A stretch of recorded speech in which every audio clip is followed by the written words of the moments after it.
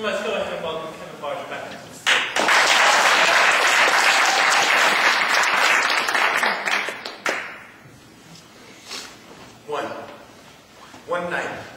One night was all I needed with him, as he shot me a look from across the room that rubbed a lightning bolt around my neck and pulled me forward like in those old-timey cartoons.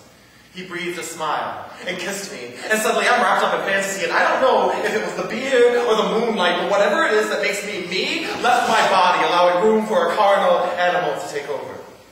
And as the stars winked through his bedroom window, 1 and 1 became 2.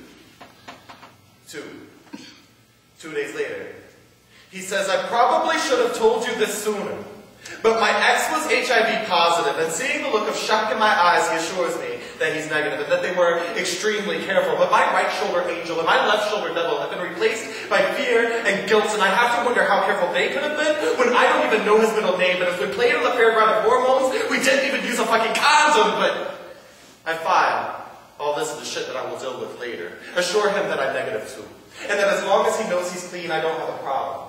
But I decide in the back of my mind that I will never contact him again and pull out the later file on day 3. 3 months. 3 goddamn months before this window period is over and I can go get tested to see if after this trimester I'm going to give birth to an antichrist that is going to which I'm Armageddon within my veins. And that thought strikes me funny.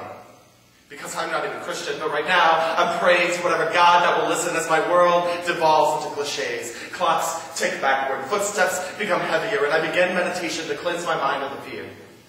And somehow, I go from hazy HIV status to Buddhist philosophy in 3.5 seconds as I start telling tables that they don't exist. And I don't either. Really.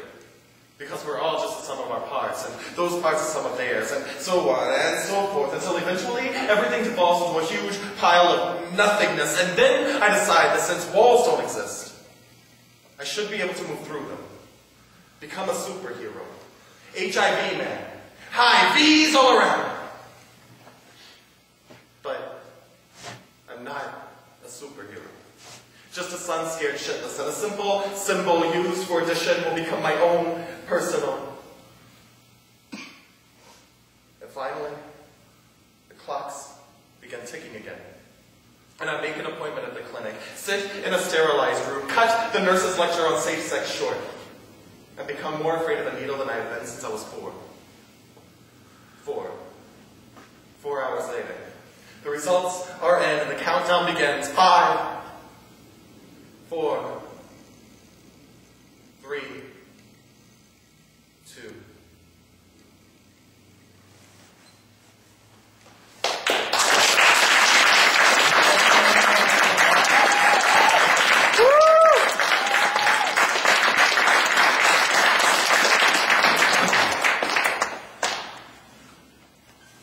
So judges, what do we have for Kevyn? Yeah. From low to high, we have an 8.4. We have a 9.5. Yeah. And we have a 9.5.